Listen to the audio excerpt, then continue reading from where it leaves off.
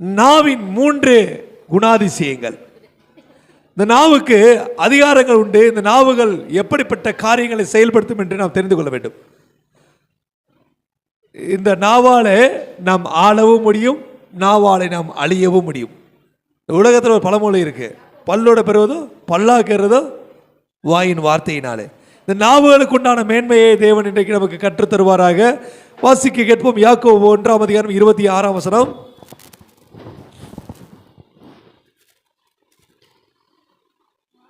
உங்களில் ஒருவன் தன் நாவை அடக்காமல் தன் இருதயத்தை வஞ்சித்து தன்னை தேவ பக்தி உள்ளவன் என்று எண்ணினால் அவருடைய தேவ பக்தி வீணாயிருக்குமே. நாவை அடக்குகிறவனுக்கு தேவ பக்தி உண்டு. நாவை அடக்காமல் தன் இஷ்டத்தின்படி செயல்படுத்துகிறவனுக்கு தேவ பக்தியும் அல்ல, தேவன் அவனோடு பயணிப்பதும் அல்ல. இன்றைக்கு இப்படியாக நம்ம பார்ப்போம். ஒரு வேகமாக போய்கிட்டு இருக்க ஒரு வண்டி நிப்பாட்டுறதுக்கு என்ன வேணும்? பிரேக். ஒரு வண்டி சரியாக ஓடுறதுக்கு என்ன வேணும்? பிரேக். அப்போ ஒரு மனுஷனுடைய வாழ்க்கை சரியாக இருக்கணும்னா அவனுடைய நாவை எப்படி செயல்படுத்த வேண்டும் என்று அவன் அறிந்திருக்க வேண்டும். எங்கே பிரேக் போடணுமோ அங்கே பிரேக் போடணும், எங்கே வேகப்படுத்தணுமோ அங்கே வேகப்படுத்தணும், எங்கே நாவை அடக்கணுமோ அங்கே அடக்கணும். அப்படியாக இன்றைக்கு நாவின் குணாதிசயங்களை தேவன் நமக்கு கற்றுக் கொடுக்க ஆயத்தமாக இருக்கிறார். ஒரு நாவின் மேன்மை நாம் உணராது இருக்கிறதுனால தான் நம்முடைய ஆசீர்வாதங்கள் நமக்கு தடையாக இருக்கிறது. முதலாவது நாவின் முதல் குணாதிசயம் போசிக்கும் நாவுகள். வாயுல உள்ள பொழைச்சுக்கணும். நாம் நேர்த்தியாய் பேசும்போது நமக்கு போஜனம் உண்டாயிருக்கும். உங்கள் நாவுகள் உங்களுக்கு போஜனத்தையும் உங்களோடு இருக்கிறவர்களுக்கு ஆசீர்வாதத்தையும் தர வேண்டும் என்றால் உங்கள் நாவுகளை நீங்கள் காத்து கொள்ள வேண்டும், கவனமாய் அதை கையாள வேண்டும். முதலாவது காரியம் போசிக்கும் நாவுகள். வாசிக்க கேட்போம். நீதிமொழிகள் 10:18 தொடங்கி நாம் எந்த இடத்திலே நம்முடைய நாவுகளை பயன்படுத்த வேண்டும், அந்த நாவுகளின் அளவுகோல் என்ன? இன்றைக்கு வாய் இருக்கின்றதுக்காக எதையாவது பேசிட்டு பிரச்சனையை உண்டு பண்ணுறோம் சொல்லி உலக பிரகாரமாக பேசுகிற வழக்க மொழிகளை நாம் கேட்கிறோம். அப்படி இல்லாமல் நம் நாவுகள் போஜனத்தை கொடுக்க வேண்டும். நல்லா தான் இருந்தான், அவன் பேசின பிறகு சோறு போட மாட்டேன்ட்டாங்க, அப்படி இருக்கக்கூடாது. வாசிப்போம். பகையை மறைக்கிறவன் பொய் உதடன், புறங்கூறுகிறவன் மதிகேடன். ஆமென். நாம் புறம் கூறுகிறவர்களாக பகைமை இல்லாதது போல அப்படி சில இடங்களில் பார்த்தீங்கன்னா ரொம்ப பகைமையாக இருப்பாங்க ஒருத்தவங்க. அப்படி ஆளை பார்த்து என்ன செய்வாங்க, அப்படியே ரொம்ப அன்பாக இருக்கிற மாதிரி அதை காண்பித்துக் கொள்ளுகிறார்கள். பகையை மறைக்கிறவர்கள் தான் தேவன் விரும்புகிறார், சரிங்களா? ஆனால் பகையை மறைக்கிறவர்கள், புறங்குறவர்கள் பொய் உதடன். வாசிப்போம். புறங்குறுகிறவன் மதிகேடன், சொற்களின் வெகுதியில் பாவம் இல்லாமல் போகாது. இன்னைக்கு நான் சொல்லுகிற பேசுகிற வார்த்தை என்னன்னா, நம்ம பிரச்சனைக்கு தீர்வு என்ன நினைக்கிறது தெரியுமா? எப்படியாவது பேசி சரி பண்ணிடலாம் நினைக்கலாம். சில நேரங்களில் பிரச்சனைகள் அதிகமாக பேசுவதனாலே தான் உண்டாகி இருக்கிறது. சில இடங்களில் நாம் பேசாமல் இருந்தால் பிரச்சனைகள் தானாகவே சரியாயிரும். விசுவாசிக்கிற ஆமேன் சொல்லுங்க. ஆமேன். நம்முடைய சொந்த அறிவு, சொந்த பிரயாசம், சொந்த முயற்சிகளில் நம்ம சில இடங்களில் பேசி எப்படியாவது அந்த காரியத்தை சாதித்து எப்படியாவது அந்த பிரச்சனையில் தான் அவர்களுக்கு முடிவு கொண்டு வரலாம் என்று நினைக்கிறோம். ஆனால் வேதம் சொல்லுகிறது, சொற்களின் மிகுதியால் பாவம் இல்லாமல் போகாது. நீங்கள் எவ்வளவுக்கு அதிகமாக சில வார்த்தைகளை அதிகமாக பயன்படுத்துகிறீர்களோ அது அவ்வளவுக்கு அதிகமாக உங்களுக்கு பிரச்சனைகளை உண்டு பண்ணும். வாசிங்க போ. தன் உதடுகளை அடக்குகிறவனோ புத்திமான். ஆமென். அப்ப பிரச்சனைகள் மத்தியில் நம்ம அதிகமாக பேசாம என்ன செய்யணும்? நிதானமாய் நம் உதடுகளை, நாவுகளை நாம் அடக்குவதற்கு காத்துக்கொள்ள வேண்டும். நாம் அப்படி செயல்படும் போது நம்மை வேதம் சொல்லுகிறது புத்திமான் என்று சொல்லுகிறது. ஒரு புத்திமான இருக்கிறதுக்கு நீங்க நிறைய படிச்சிருக்கணும் கிடையாது. சரியான நேரத்தில் பேச தகுதியான வார்த்தைகளை பேசினாலே நீங்க புத்திமான் தான். அதிகமாய் பேசுவதனாலே உங்கள் ஜெபங்கள் கேட்கப்படாது என்று வேதம் சொல்கிறது. பூமியிலே உங்கள் வாயின் வார்த்தை சுருக்கமாய் இருப்பதாக. அதிக வசனிப்பினால் உங்கள் ஜெபம் கேட்கப்படும் என்று ஜெபத்தில் நீங்கள் அளப்பாதே இருங்கள். அப்ப ஜெபிக்கும் போது கூட வேதம் சொல்கிறது, எலியா நம்மை போல பாடுள்ள மனிதனாக இருந்த போதும் அவன் கருத்தாய் ஜெபித்தான், கர்த்தர் அவன் ஜெபத்தை கேட்டார். உங்கள் ஜெபங்கள் உங்களை போஷிக்கிறதா இருக்க வேண்டும். அப்பா அவர் நல்லா பேசினார்ப்பா, அவர் பேசுகிற காரியம் இன்றைக்கு எங்களுக்கு ஆறுதலாக இருந்துச்சு அப்படின்னு மற்றவர்கள் சொல்லத்தக்கதாக இருக்கணும். அந்த வார்த்தைகள் உங்களுக்கு நல்ல ஆரோக்கியமான உணவை கொடுக்கிறதா இருக்கணும். வாசிக்கிற வார்த்தை எப்படி இருக்கணுமா? சொல்லுகிற வார்த்தை போஜனத்தை தருகிற வார்த்தையாக இருக்கணும். வாசிப்போம் தொடர்ந்து. நீதிமானுடைய நாவு, நீதிமானுடைய நாவு சுத்த வெள்ளி. சுத்த வெள்ளி. வெள்ளி என்பது என்னவென்றால் ரட்சிப்பு. உங்கள் நாவுகளினாலே பேசப்படக்கூடிய வார்த்தை ஒரு சிறையிருப்பிலிருந்து ஒரு மனிதனை விடுவிக்கிறதா இருக்கணும். சில நேரம் கோர்ட்டில் பார்த்தீங்கன்னா, நானே வாதாடினாலும் வாதாடிப்பேன், இந்த வக்கீல் வந்து வாதாடினாரு, 2 வருஷம் தண்டனை 5 வருஷம் தண்டனை ஆயிடுச்சு. அப்போ ஒரு மனிதனை மீட்கிற நாவுகள் நமக்கு இல்லாமல் குற்றப்படுத்துகிற நாவுகள் நமக்கு அருவருப்பானது. சுத்த வெள்ளி என்பது என்ன, எதை குறிக்கிறது என்றால் உங்கள் நாவுகள் பிறரை சிறையிருப்பிலிருந்து மீட்கிறதா இருக்க வேண்டும், அநேகருக்கு ரட்சிப்பை கொடுக்கிறதா இருக்க வேண்டும். நாம் சில நேரங்கள் நம்ம பிள்ளைகள் என்ன சொல்கிறோம், இங்கே நான் சொல்கிறபடி கேளு, நான் சொல்கிறபடி கேட்டால் நல்லா இருப்பேன்னு சொல்கிறோம். அவர்கள் ஒருவேளை செவி கொடுக்காமல் போனால் நம்ம என்ன செய்வோம், நம்ம வாயாலேயே அவங்களை என்ன செய்கிறோம், சபிக்க ஆரம்பிச்சிடும். நீ ஒன்றுமில்லாமல் போயிடுவ, நாசம் போயிடுவ. அப்போ ரட்சிக்கக்கூடிய உங்கள் நாவுகள், மீட்கக்கூடிய உங்கள் நாவுகள் பாவத்திற்கு நேராக அவர்களை பயணிக்க வைக்கிறது. அவர்களுக்கு சிறையிருப்பிலிருந்து விடுதலை தராமல் பாதாளத்துக்கு நேராக அவர்களை அந்த நாவுகளின் வார்த்தைகள் கொண்டு போகிறது. அப்படியாகனா வேதம் சொல்லுகிற வார்த்தை உங்கள் நாவுகள் போஷிக்கிறதா இருக்க வேண்டும். வாசிப்போம் தொடர்ந்து. நீதிமானுடைய உதடுகள், நீதிமானுடைய உதடுகள் சுத்த வெள்ளி. சுத்த வெள்ளி. துன்மார்க்கனுடைய மனம் அற்ப விலையும் பெறாது. யாருடைய வார்த்தைக்கு விலை கிடையாது தெரியுமா? துன்மார்க்கனாரு, மூடத்தனமாய் பேசுகிற நாவுகள், எதையாவது பேசிக்கிட்டே இருக்குது, எப்போ பார்த்தாலும் எதையா பேசிக்கிட்டு இருக்குது. இந்த உலகத்தில் விளையாட்ட ஒரு பழமை சொல்லுவாங்க, ஓலப்பாயில் நாய் படுத்துக்கிட்ட மாதிரி நம்முடைய வார்த்தைகள் பல நேரங்களில் அளப்புகிறதாய் ஏதாவது பேசி அந்த இடத்த நம்ம ஃபில் பண்ணுறதை நினச்சிடான். நாம் இருக்கிறதை அடையாளப்படுத்தும்படியாக, ஐயோ யார் பேசுறது, வந்துட்டாங்களா, எப்படி கண்டுபிடிச்சிங்க, அதான் கசகசன்னு பேசிக்கிட்டே இருக்கிறாங்களே, அவங்க வந்துட்டாங்களாலே பேச்சத்தம் கேட்கும். அப்போ மூடனுடைய வாய் எப்படி இருக்குமா, அற்ப விலை. அவருடைய வார்த்தைக்கு என்னல்ல, விலையே கிடையாது, ஒரு பிரயோஜனம் இல்லாத வார்த்தைகள்.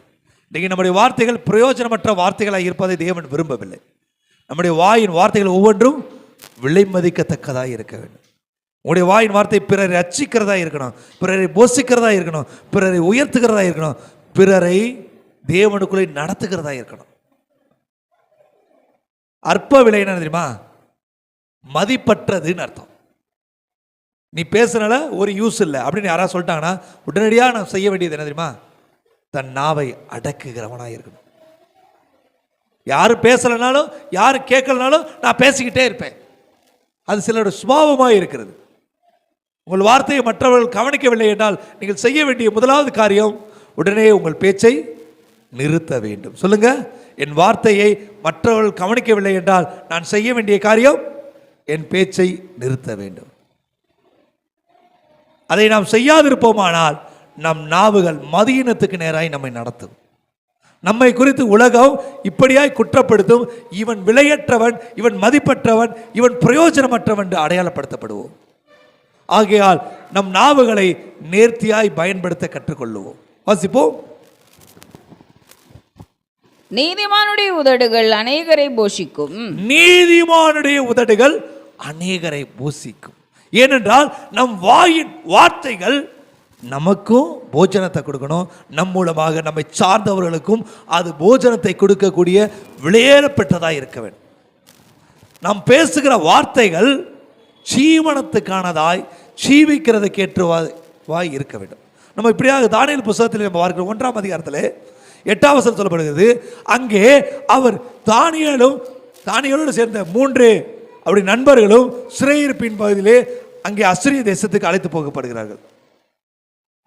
அங்கே அவர்களுக்கு நடந்த காரியம் என்னவென்றால், அவர்களை அந்த பிரதானி மேல்சார் என்ற பிரதானி மற்ற மனிதர்களை நடத்துவது போல தங்களுக்கு விருப்பமான உணவுகளினாலே போஷித்து அவர்களுக்குள்ளே உண்டான அறிவை பரிசோதிக்க விரும்பினார்கள்.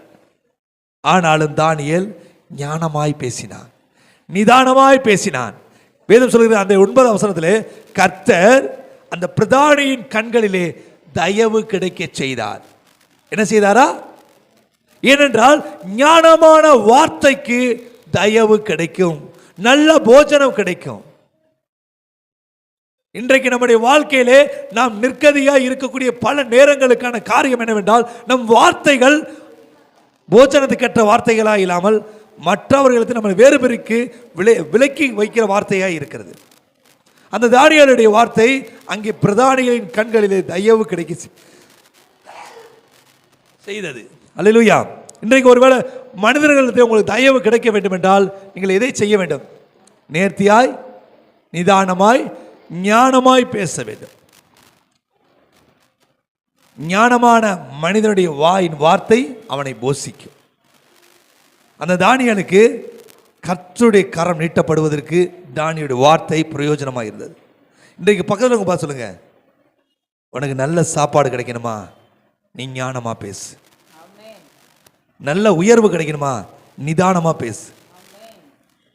நல்ல மேன்மை கிடைக்கணுமா, எல்லாவற்றையும் ஆராய்ந்து பேசு.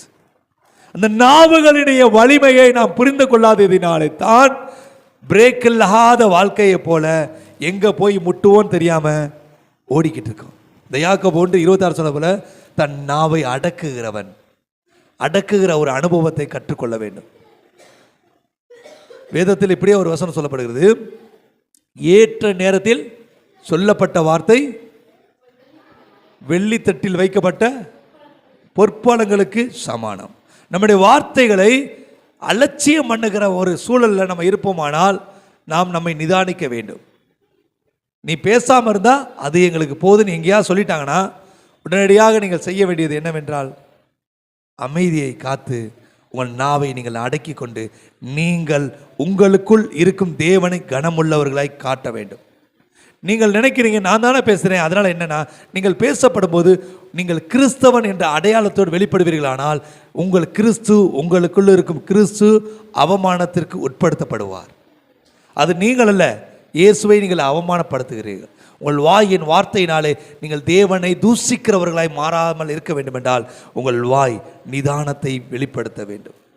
உங்கள் நாவுகள் சத்தியத்தை பேச வேண்டும், ரட்சிப்பை பேச வேண்டும், மீட்பை பேச வேண்டும், பிறருக்கு போஷிக்கத்தக்க போஜனத்தை கொண்டு வரத்தக்கதா இருக்க வேண்டும். இதை நாம் இன்றைக்கு அறிந்து கொள்ள வேண்டும். சொல்லுங்க, என் நாவுகள் போஷிக்கிற நாவுகளாய் மாற வேண்டும். நீ இப்படி பேசினல உனக்கு சோறு கிடையாது சொல்லிட்டாங்கன்னு வச்சுக்கோங்களேன், அப்ப நம்ம என்ன நாவை வச்சிருக்கிறோம்? மதியினத்தின் நாவுகளை வைத்திருக்கிறோம். மதியினத்தின் நாவுக்கு விலை என்னது? அற்ப விலை, மதிப்பற்ற நாள். வாசிப்போம் தொடர்ந்து. மூடரோ மதியினத்தினால் மாளுவார்கள். மாளுவார்கள். மூடனுக்கு முதுகு கேட்டது பிரம்பு. மூடத்தனத்தினாலே நமக்கு கிடைக்கக்கூடிய பரிசு தெரியுமா? அவமானமும் அடியும். நாம் அவமானப்படுத்தப்படுகிறோமானால் நம் வார்த்தைகள் தவறாய் இருக்கிறது என்று அர்த்தம்.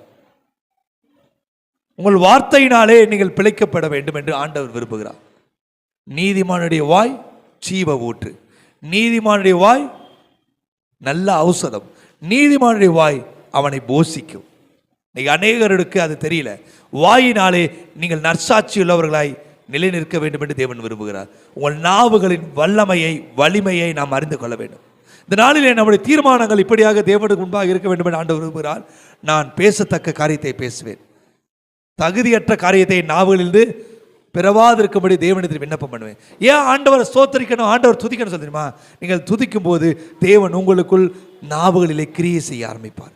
உங்கள் நாவுகள் தேவனுடைய மகத்துவங்களை பேச ஆரம்பிக்கும். உங்கள் நாவுகள் பிறருடைய இருதயங்களின் காயங்களை ஆற்றும். உங்கள் நாவுகள் பிறருடைய காயங்களை கட்டுகிறதா இருக்கும். உங்கள் நாவுகள் பிறரை ரட்சிக்கிறதாய் மாறும்.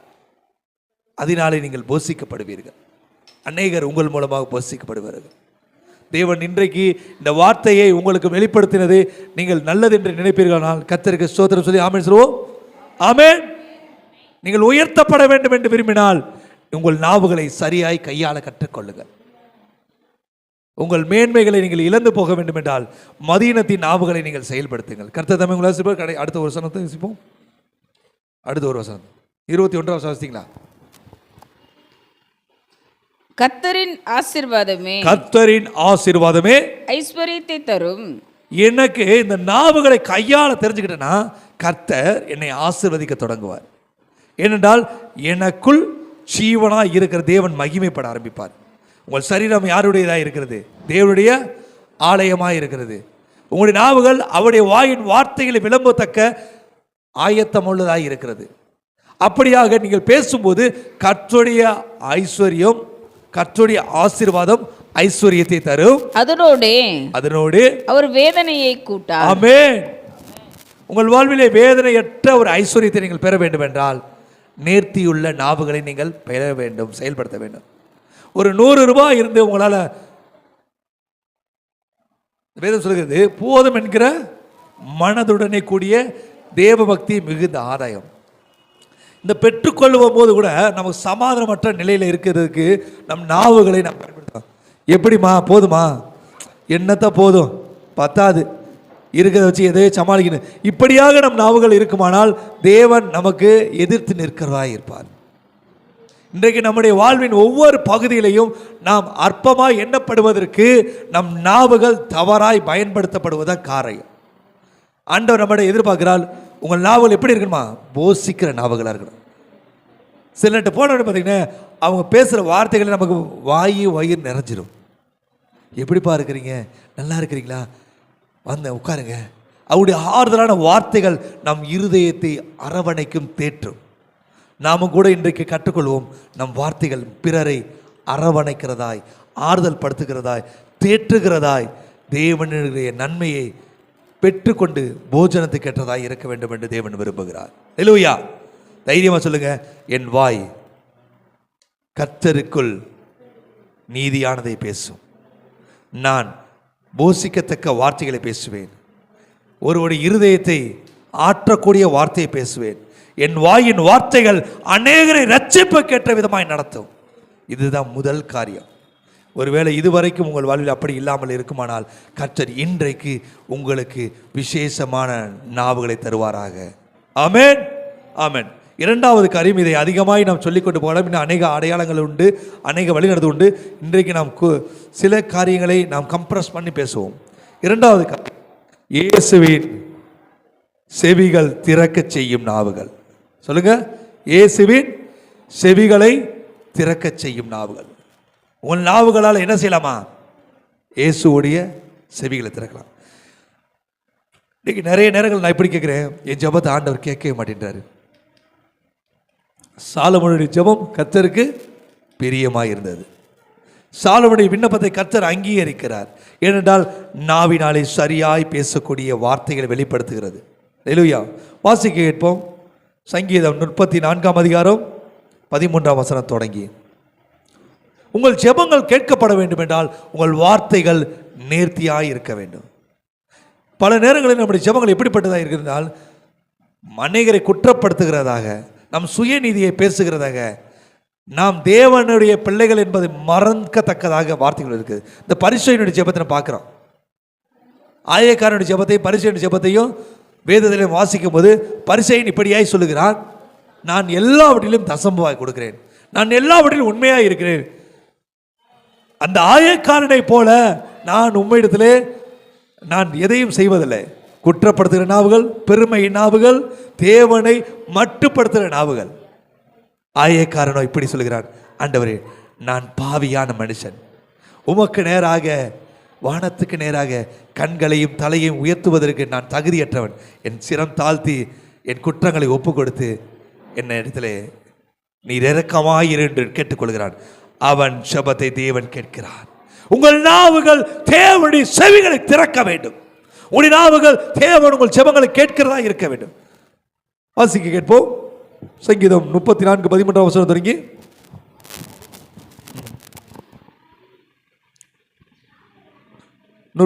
நாவை பொல்லாப்புக்கும் உன் உதடுகளை கபடு வசனிப்புக்கும் விலக்கி காத்துக்கொள். ஆமென். முதலாவது உங்கள் ஜெபத்தை தேவன் கேட்க வேண்டும் என்றால் நீங்கள் பொல்லாப்பான சிந்தையுடையோடவர்களாக உங்கள் நாவுகளை பயணிப்பதை தேவன் அருவருக்கிறார்.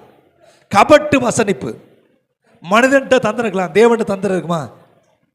தேவன்ட்ட தேவன் எப்படி பார்க்கிறார்? உங்கள் வார்த்தைகள் இல்லை, உங்கள் இருதயத்தின் நினைவுகளை அறிந்திருக்கிறார்.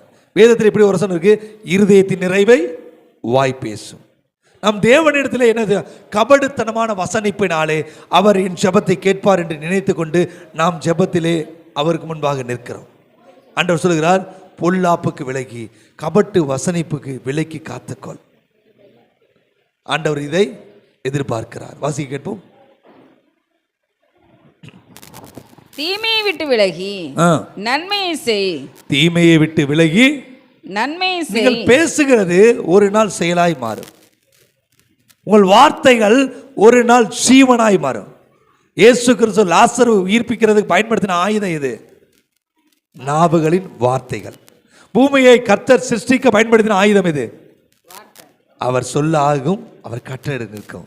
அவர் தம்முடைய வார்த்தையினாலே நல்லது என்று கண்டு அதை சொன்னார், அது நன்மையாக சிருஷ்டித்தது. இன்றைக்கு அந்த நாவுகளை சரியாய் கையாளும் போது உங்கள் ஜெபங்கள் தேவனிடத்தில் கேட்கப்படும். விலக்கிக் கொள்ளுங்கள், பொல்லாப்பானதை விலக்கிக் கொள்ளுங்கள், தீமையானதை விட்டு விலகுங்கள், நன்மையானதை உங்கள் வாயினாலே பேசுங்கள். வாசிப்போம். தீமையை விட்டு விலகி நன்மையை செய். சமாதானத்தை தேடி அதை தொடர்ந்து கொள். சமாதானத்தை சில நேரங்கள் நான் இப்படி கேட்டிருக்கேன், தப்பா பேசி என் வாழ்க்கையே தப்பா போச்சு. மற்றவங்களை குறை பேசி பேசியே இப்போ இன்னைக்கு என் வாழ்க்கையில் நிறைய குறை இருக்கு. கடந்த நாட்களில் ஒரு அன்புக்குரிய தம்பி சொல்றாரு, நான் இவ்வளோ கஷ்டப்படுறது காரணம் தெரியுமா? எங்கள் அம்மா அப்பா எல்லாரையும் சபிச்சாங்க, எங்கள் அம்மா அப்பா எல்லா பிள்ளைகளையும் தூற்றுனாங்க, இன்னைக்கு அவங்க பிள்ளைங்க நாங்கள் கஷ்டப்படுறோம். ஒரு வாயினாலே நீங்கள் பேசின வார்த்தைகள் உங்கள் தலைமுறையை சாபத்துக்கு நேராக நடத்துகிறது. உங்கள் வாயின் வார்த்தை சமாதானத்தை சொல்லுகிறதா இருக்க வேண்டும். நீங்கள் இன்றைக்கு பேசுகிற ஒவ்வொரு வார்த்தையும் உங்கள் தலைமுறைக்கு ஆசீர்வாதத்தை கொண்டு வர வேண்டும் என்றால் தேவனுக்கு முன்பாக நீங்கள் நீதிமானாய் விளங்க வேண்டும் என்று தேவன் விரும்புகிறார். உங்கள் வாயின் வார்த்தைகள் சமாதானத்துக்கு எதுவாக இருக்க வேண்டும் என்று தேவன் எதிர்பார்க்கிறார். வாசிப்போம். கர்த்தருடைய கண்கள் நீதிமான்கள் மேல் நோக்கமாய் இருக்கிறது. நீதிமான்கள் மேல் நோக்கமாய் இருக்கிறது. நீங்க என்ன பேசுவீங்கன்னு தேவன் எப்பொழுது என்ன செய்யறாரு? எதிர்பார்த்துக்கிட்டு இருக்காரு. நீங்கள் மனம் பதறி ஏதாவது பேசிட்டா அதனுடைய விளைவுகளை நீங்கள் எதிர்கொள்ள வேண்டியதாக இருக்குமேன்னு ஆண்டவர் ஒவ்வொரு நாளும் உங்களுடைய மேலே கண்கள் வைத்து கொண்டிருக்கிறார். உங்கள் வாயின் வார்த்தைகள் தேவனுக்கு பிரியமாக இருக்கணும். உங்கள் ஆண்டவர் இப்படி சொல்றாரு, நீதிமான். நீங்கள் நீதிமான இருக்கணும்னு எப்படி இருக்கணும்? நல்ல வார்த்தைகளை பேசணும். இல்லையா? என் ஜெபத்தை ஆண்டவர் கேட்கணும் விரும்புகிற எல்லாரும் என்னவா இருக்கணும்னு விரும்புகிறாரு? சரியான வார்த்தையாய் பேசத்தக்கவர்களாக இருக்க வேண்டும். வாசிப்போம் 15ஆம் வசனம். கர்த்தருடைய கண்கள் நீதிமான்கள் மேல் நோக்கமாய் இருக்கிறது, அவருடைய செவிகள் அவர்கள் கூப்பிடுதலுக்கு திறந்திருக்கிறது. யாருடைய செவிகள்? கர்த்தருடைய செவிகள் யாருடைய கூப்பிடுதலுக்கு கேட்கறதுக்கு ஆயத்தமா இருக்கிறது? நீதிமானாகிய உங்கள் நாவுகளிலே நீங்கள் தேவனை துதிக்க விரும்பினால், தேவனை விண்ணப்பம் செய்ய விரும்பினால் தேவன் அதை கேட்க ஆயத்தமா இருக்கிறார். அப்படிப்பட்ட நாவுகள் எப்படி இருக்கணும்? கபட்டு வசனிப்புக்கு விரோதமா விலக்கி இருக்கணும், பொல்லாப்புக்கு விலக்கி இருக்கணும், சமாதானத்தை பேசணும், நீதியை பேசணும், பரிசுத்தத்தை பேசணும். அந்த வாயின் வார்த்தைகளை தான், அந்த நாவுகளிலிருந்து வெளிப்படும் வார்த்தைகளை தான் தேவனுடைய செவிகள் கேட்பதற்கு ஆயத்தமா இருக்கிறது. இதை நாம் புரிந்து கொள்ள நினைக்கிறோம். எல்லாரையும் தூசிக்கிறோம், எல்லாரையும் நிந்திக்கிறோம், எல்லா தவறான இடங்களுக்கும் நம்முடைய வாயின் வார்த்தைகளை பயன்படுத்துகிறோம். கர்த்தர் என் ஜெபத்தை கேட்க மாட்டார்னா எப்படி நம்ம ஜெபத்தை கேட்பாரு? தூசணமான வார்த்தை பேசுவதற்கான வாயின் வார்த்தை ஆண்டவர் கொடுத்திருக்காரு. உங்கள் வாயின் வார்த்தைகள் ஒவ்வொன்றும் தேவன் கவனித்துக் கொண்டு இருக்கிறார். நீங்கள் பேசத்தக்க வார்த்தைகளை பேச வேண்டும் என்று தேவன் எதிர்பார்த்துக்கிறார். மனம் பதறி நாம் சபிப்பதை நிறுத்தி விடுவோம். மனம் பதறி சிலர் தூற்றுவதை நிறுத்தி விடுவோம். கூடுமானால் பவுல் சொல்கிறார், நீங்கள் ஒரு சமாதானமாய் இருங்கள், எல்லோரோடும் சமாதானமாய் இருங்கள். சமாதானமாய் இருக்க வேண்டும் என்றால் உங்கள் வாயின் வார்த்தைகள் நீதியானதை பேச வேண்டும். நீங்கள் எந்த தேசத்தில் வேணா இருக்கலாம், எந்த மனிதர் மத்தியில் வேணா இருக்கலாம், ஆனால் நீங்கள் நீதியாய் பேச வேண்டும், நிதானமாய் பேச வேண்டும். உங்கள் வார்த்தைகளுக்குள்ளே கர்த்தருடைய கரம் இருக்கிறது என்பதை அறிந்து பேச வேண்டும். 17ஆம் வசனம் வாசிப்போம். தீமை செய்கிறவருடைய 17ஆவது வசனம். 17 நீதிமான்கள் கூப்பிடும்போது நீதிமான்கள் கூப்பிடும்போது கர்த்தர் கேட்டு அவர்களுடைய எல்லா உபத்திரவங்களுக்கும் ஏன் உபத்திரவத்திலிருந்து விடுதலை கிடைக்கணும்னு நினைக்கிற எல்லாருக்குள்ளேயும் நேர்த்தியான நாவுகள் வேண்டும். நீங்க ஜெபிச்சா உங்க ஜெபத்தை ஒருத்தர் கேட்கலன்னா உங்க வார்த்தைகள் நேர்த்தியாக இல்லை என்று அர்த்தம். அங்க வசனம் சொல்லுகிறது, நீதிமானுடைய ஜெபத்தை கேட்டு கர்த்தர் அவனை எல்லா உபத்திரவத்தையும் விலக்கி வசிங்க நீங்களாக்கி விடுகிறார். நறுங்குண்ட இருதயம் உள்ளவர்களுக்கு கர்த்தர் சமீபமாயிருந்து ஆமென், நறுங்குண்ட ஆவி உள்ளவர்களை ரட்சிக்கிறார். உங்க இருதயத்தில் இருக்கக்கூடிய வேதனை அவர் அறிந்து உங்களை மீட்டு உங்களை உபத்திரவத்திற்கு விடுதலை ஆக்குறார். இன்னைக்கு அநேகருடைய உபத்திரவத்துக்கு காரணம் தெரியுமா? அவங்களுடைய வாயின் வார்த்தைகள். வாயாலேயே கெட்டு போயிட்டேயே, பேசாதுன்னு கேட்டியா, இஷ்டத்துக்கு பேசினேன், எதையோ பேசினேன், இன்னைக்கு பாரு அவமானத்தில் நிற்கிற. உங்கள் வார்த்தைகள் பூமியிலே சுருக்கமாக இருக்கணும், நீதியானதை பேச வேண்டும். கர்த்தர் நல்லவராக இருக்கிறார். வேதம் சொல்லுகிறது, அது இருபுறம் கருக்குள்ள பட்டயம், சொல்லுகிறவர்களுக்கும் கேட்கிறவர்களுக்கும் அது பொதுவானது. ஒருவேளை இதுவரைக்கும் உங்கள் வார்த்தைகள் எப்படி இருக்குமோ, உங்கள் நாவுகளினால் நீங்கள் எதை பிரயோகித்தீர்களோ அதை குற்றப்படுத்துவதற்கு தேவன் இதை சொல்லவில்லை. இனி நீங்கள் நீதிமான்களாக உங்கள் ஜெபங்களை தேவன் கேட்க வேண்டும் என்று, உங்கள் ஜெபங்களுக்கு அவர் செவிகள் கவனிக்கிறவைகளாக இருக்கிறது என்பதை வெளிப்படுத்துவதற்கு தான் இந்த நாளில் ஆண்டு நம்மோடு பேசி கொண்டிருக்கிறார். முதலாவது நாவுகள் எப்படி இருக்கணுமா? போஷிக்கிற நாவுகள். இரண்டாவது நாவு கர்த்தருடைய செவிகள் கவனிக்க செய்கிற நாவுகளாய் மாற வேண்டும். ஆமென். இனிமேலாவது நம்ம அப்படி ஜெபிப்போமா? ஜெபிப்போம். மூன்றாவது நாவுகள் நம்முடைய வாழ்விலே இருக்கக்கூடாத நாவுகள், கவனமாய் பேச வேண்டிய நாவுகள். என்ன நாவுகள்? கவனமாய் பேச வேண்டிய நாவுகள். வாசிக்க கேட்போம். யாக்கோபு 3ஆம் அதிகாரம் 2ஆம் வசனம் தொடங்கி. இந்த நாவுகள் நம்முடைய வாழ்க்கையிலே இல்லாது இருப்பதினாலே நாம் அநேக ஆசீர்வாதங்களை இழந்து போகிறோம். ஒரு நாவுடைய வலிமை என்ன தெரியுமா? ஒரு தேசத்தை அழிக்கும், ஒரு குடும்பத்தை அழிக்கும். காட்டை கொளுத்துகிற தீயை போல அது எல்லோருக்கும் எதிராய் உங்களை கொண்டு போகும். உங்களையும் ஒரு நாள் அது அழித்து போடும். வாசி கேட்போம். 3ஆம் அதிகாரம் 2ஆம் வசனம் தொடங்கி.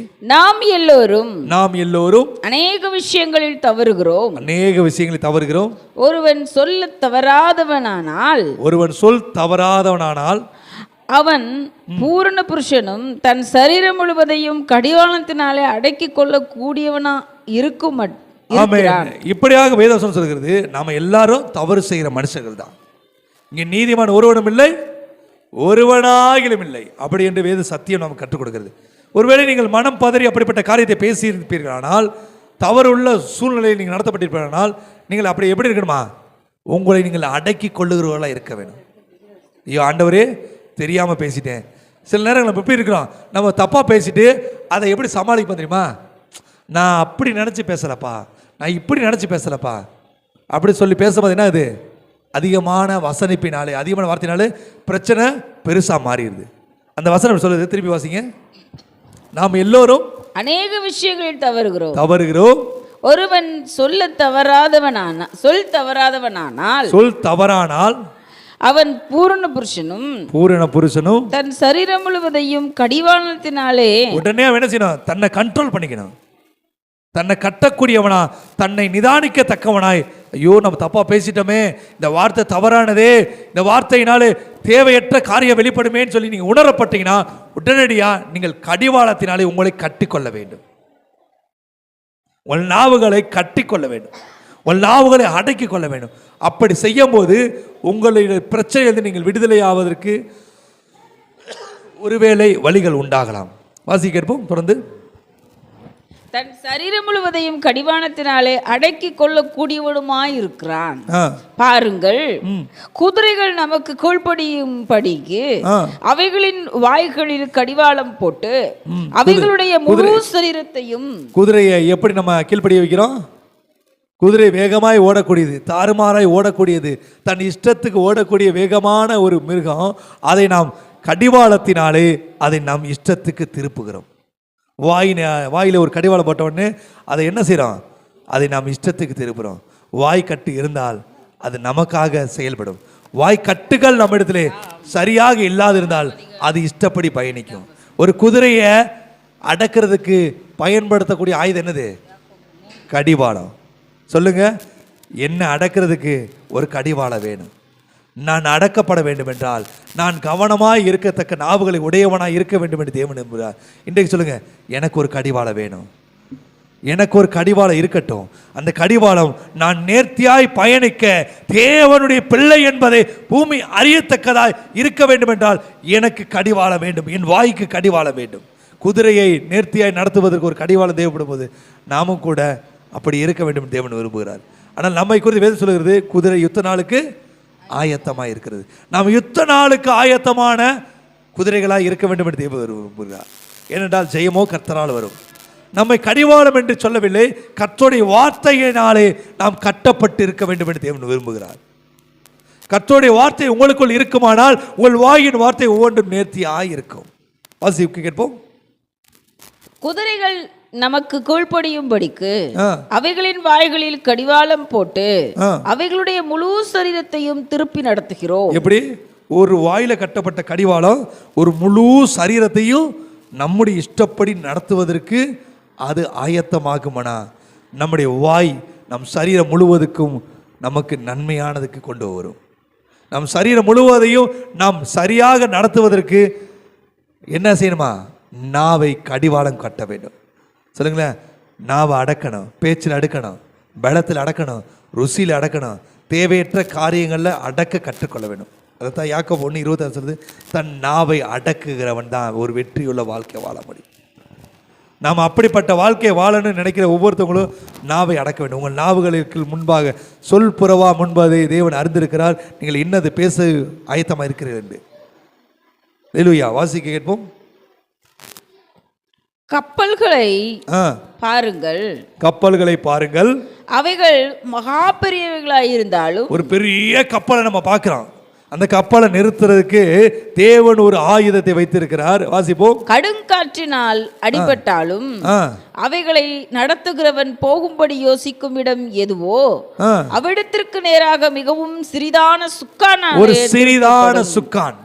சுக்கான்னா கப்பலுடைய நாக்கு. கப்பலுடைய நாக்கு என்னது? நங்கூரம் சொல்லும்ல, ஒரு சின்ன சுக்கான் தான் அது. அவ்வளோ பெரிய கப்பலை திசை திருப்பவும், அதை நிலைநிறுத்தவும், அதை சரியான வழிக்கு பயணிக்க வைக்கவும் அந்த கப்பலுக்கு தேவன் கொடுத்த ஒரு அடையாளம் என்னது? சுக்கான். அந்த சுக்கானால் அந்த கப்பலை சரியான டைரக்ஷன் கொண்டு முடியும். ஒருவேளை இன்றைக்கு ஒரு பெரிய கப்பலை நிறுத்துறதுக்கு ஒரு சுக்கான் போதும்னா உங்கள் வாழ்க்கையை சீர்படுத்துவதற்கு சரியான நாவுகள் வேண்டும் என்று தேவன் சொல்லுகிறார். கவனமாய் பேச வேண்டிய நாவுகள். நீங்க நினைக்கலாம், நான் சரியா தான் பேச விரும்புகிறேன், ஆனால் என்ன அறியாம அதை நான் பேசிடுறேன். இல்லைங்க, ஒரு கப்பலை சரியாய் பயணிப்பதற்கு ஒரு சுக்கான் வேண்டும் என்றால் உங்கள் வாயின் வார்த்தைகளும் ஒரு சுக்கானை போல நேர்த்தியாய் இருக்க வேண்டும். ஆமென். கப்பலையே திசை திருப்ப அப்படின்னா உங்க வாழ்க்கையை அது சரியா கொண்டு போக முடியும் உங்கள் நாவுகளின் பயன்பாட்டால். வாசிக்கப்போம். அப்படியே நாவானது சிறிய அவயமாயிருந்தாலும் பெருமையானவைகளை பேசும் பாருங்கள். ஆமென்.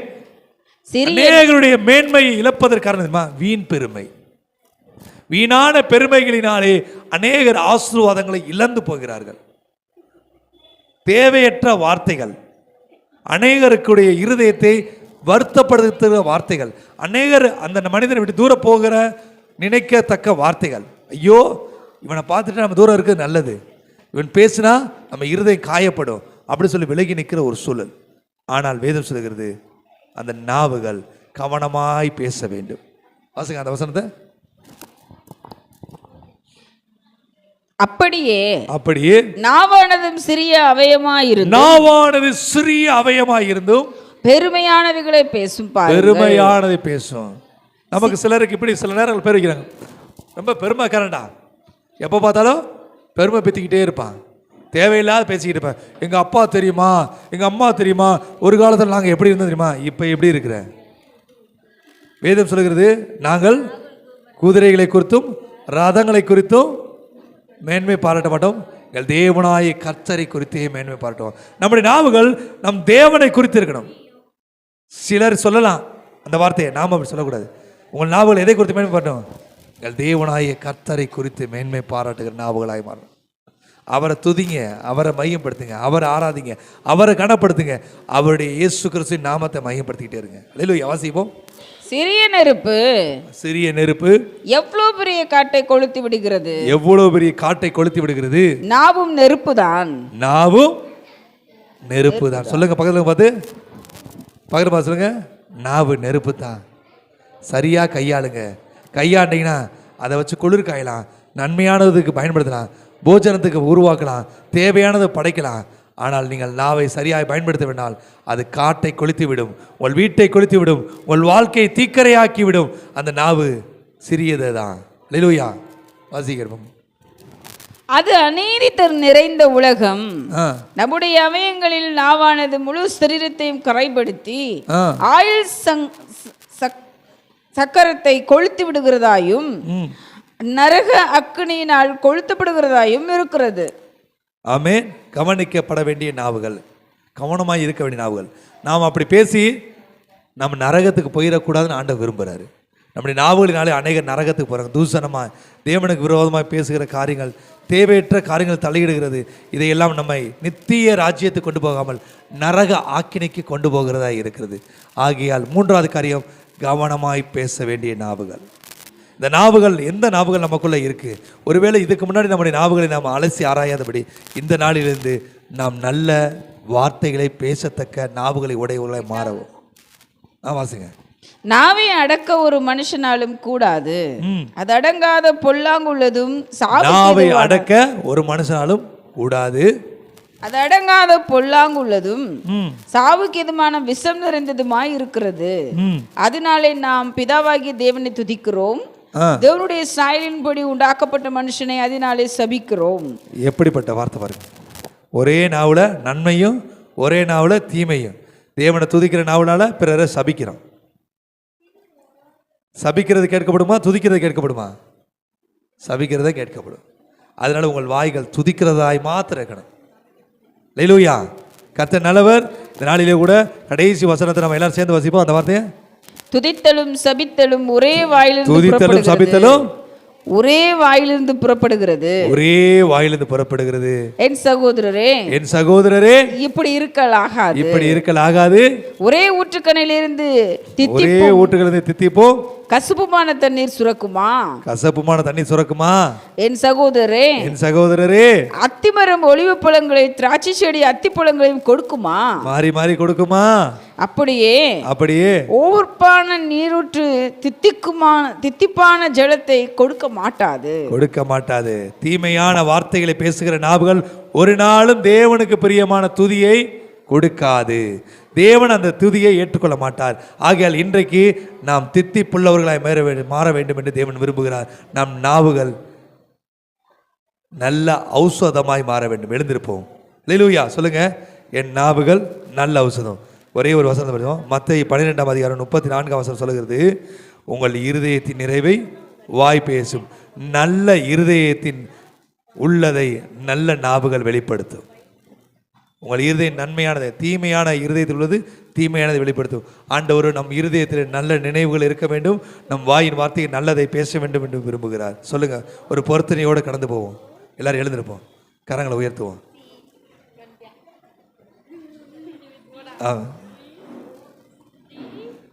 என்னால் வேகமாக பேச முடியல, ஏன்னா தொண்டை அடைக்குது.